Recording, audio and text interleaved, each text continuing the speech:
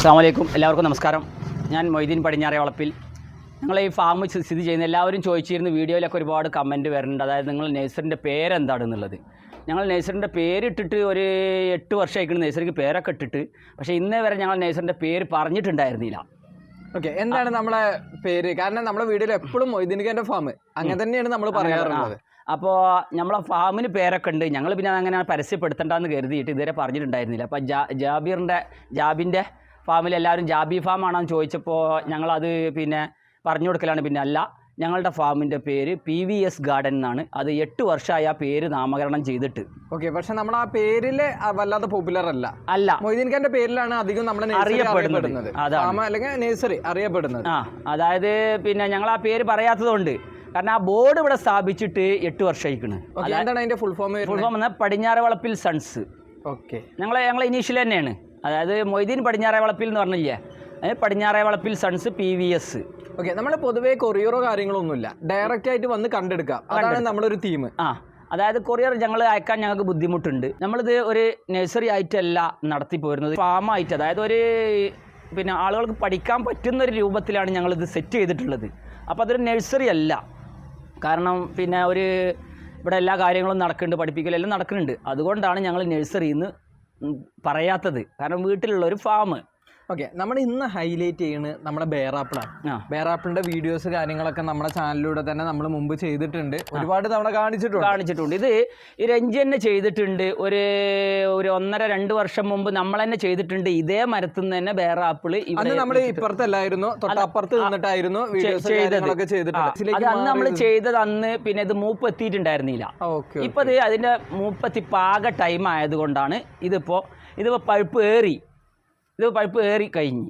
ഇതിപ്പോൾ എത്ര വർഷം പഴക്കമുള്ള പ്ലാന്റ് ആണ് ഇപ്പോൾ നമ്മുടെ കയ്യിൽ? ഇത് ഞങ്ങളിത് നട്ടിട്ട് ഇപ്പോൾ ഈ ബേറാപ്പിൾ ഞങ്ങൾ നടൽ തുടങ്ങി. ഞാൻ ഗൾഫിലായിരുന്നു അന്ന്. ഈ ബേറാപ്പിൾ എനിക്ക് വളരെ ഇഷ്ടമായിരുന്നു. അപ്പോൾ ഞാൻ ഈ വലിയ ബേറാപ്പിൾ തേടി ഗൾഫിൽ നിന്ന് വന്ന ഉടനെ 10 വർഷത്തോളമായി തുടങ്ങിയപ്പോൾ നമ്മൾ ഈ ഫാം തുടങ്ങിയിട്ട്. അപ്പോൾ ഈ ഗൾഫിൽ നിന്ന് വന്ന ഉടനെ ഈ ബേറാപ്പിൾ അന്വേഷിച്ച് ചെന്നപ്പോൾ ഇത് ആന്ധ്രയിൽ കിട്ടുന്നതാണ് എന്നോട് പറഞ്ഞത്. ഞാൻ ഫസ്റ്റിൽ മലപ്പുറം ജില്ലയിൽ തന്നെ ഡ്രാഗൺ ഫ്രൂട്ട് ഫസ്റ്റിൽ നമ്മളിവിടെ നട്ട് വളർത്തി കായ്പ്പിച്ച് വിട്ടിട്ടൊക്കെ ഉണ്ട്. അത് എല്ലാ വീഡിയോകളും ഉണ്ട്. നമ്മൾ അബ്ദുൽ സമദ് കുറ്റൂർ എന്ന് പറഞ്ഞ ആളെ ചാനലിൽ ഫസ്റ്റിൽ ഡ്രാഗൺ ഫ്രൂട്ട് കായ്പ്പിച്ചിട്ട് ഞങ്ങൾ ഇവിടുന്ന് അയച്ചിട്ടുണ്ട്. അന്ന് മുതൽ ഞങ്ങൾ ഈ ബേറാപ്പിൾ ഇവിടെ നട്ടിട്ടുണ്ട്. 8.5 വർഷം മുമ്പ് ഈ ബേറാപ്പിൾ ഞങ്ങൾ വാങ്ങിയത് ആന്ധ്രാപ്രദേശിൽ നിന്നും നമ്മളൊരു സുഹൃത്ത്, അതായത് മുഹമ്മദ് അലി എന്ന് പറഞ്ഞ ഒരാൾ, പിന്നെ വളാഞ്ചേരിന്ന് അപ്പുറത്താണ്, ഒരു മൂന്നാക്ക പള്ളിൻ്റെ അടുത്തുള്ള ഒരു ആളാണ്, നമ്മളൊരു സുഹൃത്താണ്. വളാഞ്ചേരി മൂന്നാക്ക പള്ളിൻ്റെ അടുത്തുള്ള ആൾ. മൂപ്പരടുത്തുനിന്ന് ഞങ്ങൾ 10 തൈകൾ വാങ്ങിയിട്ട് ഞങ്ങൾ നട്ട്. അതിൽ 6 തൈകൾ ഞങ്ങൾ ഡ്രമ്മിൽ നട്ട് വളർത്തിയിട്ട് അതിൽ 5 തൈകൾ, ഇപ്പോൾ 4 തൈകളും ഞങ്ങൾ വിറ്റ്. ബാക്കി 2 തൈകളിൽ ഒരു തൈയാണ് ഇത്. ഇനി വേറൊരു തൈയും കൂടി ഉണ്ട്. ഇതിപ്പോൾ നമ്മുടെ മണ്ണിൽ തന്നെയാണോ വെച്ചിട്ടുള്ളത്? ഇത് നമ്മളല്ല, ഈ 6 തൈകൾ ഞങ്ങൾ ഡ്രമ്മിലായിരുന്നു നട്ട് വളർത്തിയത്. നിലത്ത് നട്ടിട്ടില്ല. ഒരു തൈ നിലത്ത് നട്ടിരുന്ന് അത് നട്ട് കുറച്ച് കാലം കഴിഞ്ഞപ്പോൾ നല്ല വളർച്ച എത്തി.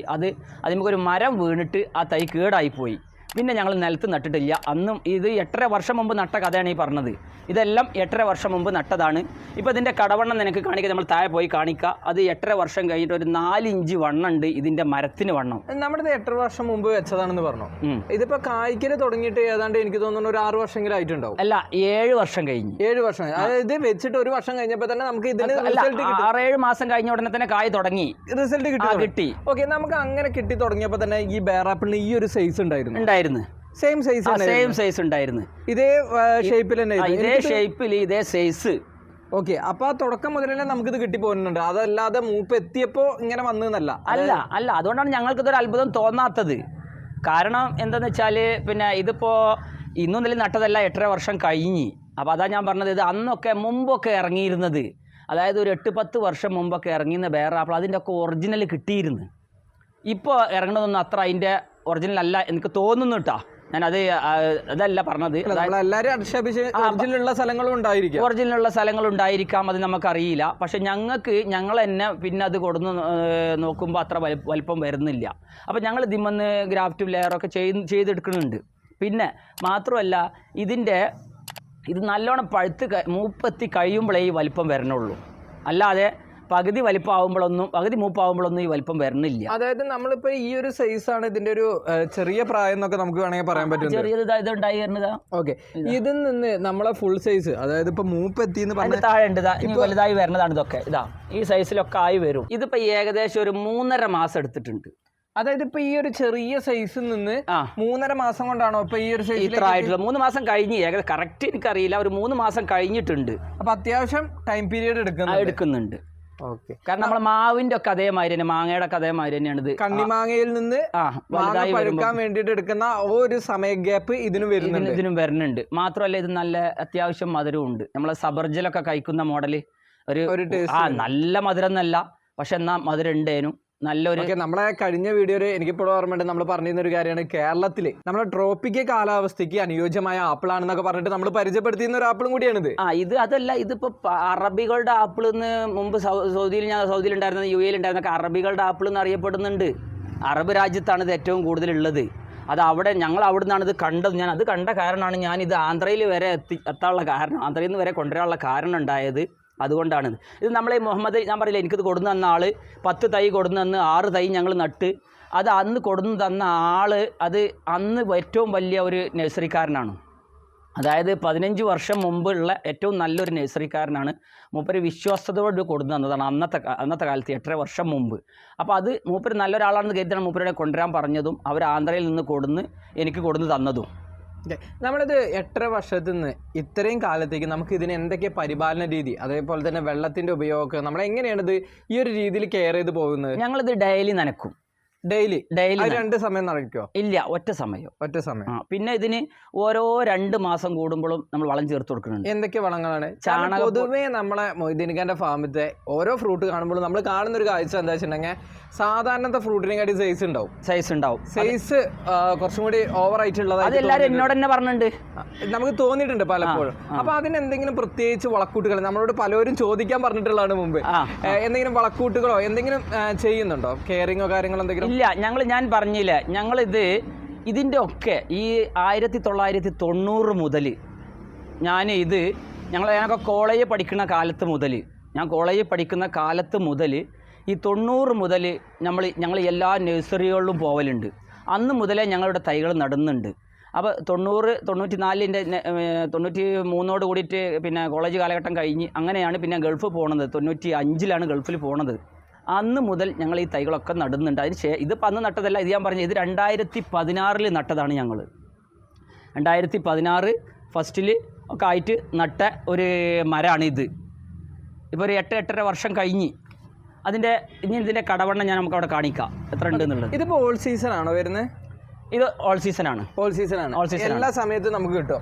മഴക്കാലത്തും വേനൽക്കാലത്തും ആ ഒരു വ്യത്യാസം നമുക്ക് ഇല്ല. ഇതിപ്പോൾ മഴക്കാലത്ത് ഞങ്ങൾ ഒരു പ്രാവശ്യം പറിച്ച് 2ാമത്തെ പ്രാവശ്യമാണ് ഇപ്പോൾ ഈ പറിക്കുന്നത്. ഇതാണിപ്പോൾ ആ മരത്തിൻ്റെ കടവണ്ണം. ഇതൊരു 5 അല്ല 6 ഇഞ്ച് വണ്ണുണ്ട് ഇതിൻ്റെ കടവണ്ണം അടിയിൽ. ഇതാണ് ഇതിൻ്റെ കടവണ്ണം, ഈ കാണുന്നത് ഉണ്ടോ? ഇത് നട്ടിട്ട് ഇത് ഡ്രമ്മിൽ അല്ലായിരുന്നു ആദ്യം, ഇതൊരു ചട്ടിയിലായിരുന്നു. ചട്ടിയിൽ നിന്ന് നമ്മൾ ഡ്രമ്മിലേക്ക് മാറ്റിയതാണ്. പിന്നെ ഇതിൻ്റെ ഒരു ഇതെന്ന് പറഞ്ഞൊരു ബുദ്ധിമുട്ട്, ഇത് കട്ട് ചെയ്തുകൊണ്ടേയിരിക്കണം.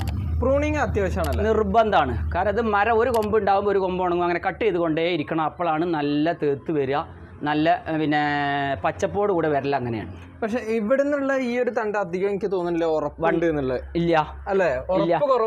മരത്തിന് ഉറപ്പ് കുറവാണ്. പൊതുവേ മരത്തിന് ഉറപ്പ് കുറവാണ്. അതേമാതിരി റൊളീനിയം തീരെ ഉറപ്പില്ല.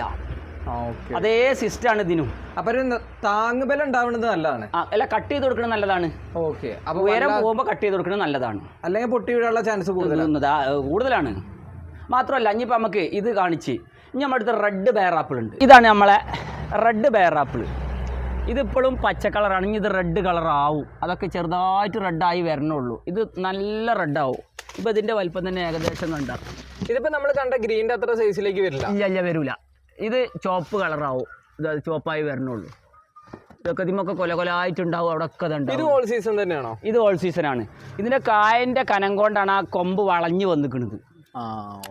ഇതിലിപ്പോ ഏതാണ് ഇപ്പോ? ഗ്രീൻ ആണോ റെഡ് ആണോ? ഇങ്ങോട്ട് നോക്ക്. ഇത് കായന്റെ കനം കൊണ്ടാണ് അത് വളഞ്ഞു വന്നിട്ടുണ്ട്. ആ ഭാഗത്തൊക്കെ അത്യാവശ്യം നല്ല കായുണ്ട്. അറ്റം വരെ ഉണ്ടല്ലേ? അറ്റം വരെ ഉണ്ട്. അതുകൊണ്ടാണ് ആ വളഞ്ഞു വന്നിട്ടുണ്ട്. അതിലൊക്കെ കംപ്ലീറ്റ് ഇതുണ്ടാ നോക്ക്. ഇത് ഓൾ സീസൺ തന്നെയാണ്. ഇത് ഓൾ സീസൺ ആണ്. ടേസ്റ്റിൽ ഏതാ കുറച്ചുകൂടി ബെറ്റർ ആയിട്ട്? ടേസ്റ്റിൽ ഞങ്ങൾക്ക് തോന്നിയിരിക്കുന്നത് രണ്ടും ഒരേ ടേസ്റ്റ് തന്നെയാണ്. സൈസിൽ മാത്രമേ വ്യത്യാസം. സൈസിലും അതിന്റെ കളറിൽ വ്യത്യാസമുണ്ട്. ഇത് ചുവന്ന കളറാണ്. അപ്പം നമ്മളിത് കട്ട് ചെയ്യാൻ പോവുകയാണ്. ഇതാണ് ബെയർ ആപ്പിൾ. ഇതാ ഇതിന്റെ വലിപ്പം. ഇതാ നമ്മുടെ ഒരു ഉള്ളനടിയിൽ വെച്ചിട്ടുണ്ടെങ്കിൽ അത്യാവശ്യം നല്ല സൈസ് വെക്കുന്നുണ്ട്. ഈ ഒരു ഭാഗമൊക്കെ കാണുമ്പോൾ നമുക്ക് ആപ്പിളിന്റെ അതേ ഷേപ്പാണ് വരുന്നത്. കളറും അതേ ഒരു ഇതായി വന്നു. ശരിക്കും പറഞ്ഞാൽ ഗ്രീനിൽ നിന്ന് ഇപ്പോൾ ഇത് വിട്ടു ഒരു യെല്ലോ ഷെയ്ഡിലേക്ക് മാറി തുടങ്ങി കേട്ടോ. ഇതും കട്ട് ചെയ്യാണ്.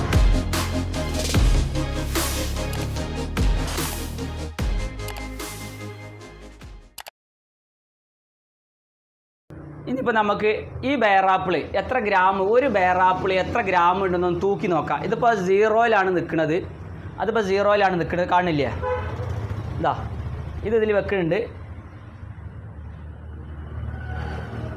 127 ഗ്രാം, 127 ഗ്രാം ഒരു ബെയറാപ്പിൾ. ഇനി ഇത് രണ്ടെണ്ണം കൂടി വെക്കുമ്പോൾ നോക്ക്, 242 ഗ്രാം രണ്ട് ബെയറാപ്പിള്. ഇനി നമ്മൾ കട്ട് ചെയ്യാതെ പോകേണ്ടത് നമ്മുടെ ജാബീൻ്റെ ചാനലിലും അതേപോലെ പല ചാനലുകളിലും മൊയ്തീനിക്ക നമ്മൾ ഇത് ചെയ്തിട്ടുണ്ട്. അപ്പോൾ ഇതാണ് കേട്ടോ അതിൻ്റെ ഫ്രഷും കാര്യങ്ങളൊക്കെ വരുന്നത്. അത്രത്തോളമാണ് ഫ്രഷും കാര്യങ്ങളൊക്കെ വരുന്നത്. നമുക്ക് കഴിച്ചു നോക്കാം. അടിപൊളി മധുരം കേട്ടോ, നല്ല മധുരമാണ്, അത്യാവശ്യം നല്ല ടേസ്റ്റിയാണ്. ഇതിൻ്റെ ഉൾഭാഗം കണ്ടോ, സെയിം ആപ്പിൾ എന്ന് മാത്രമല്ല നല്ല അത്യാവശ്യം നല്ല രീതിയിൽ ഫ്ലഷ് ഉണ്ട്.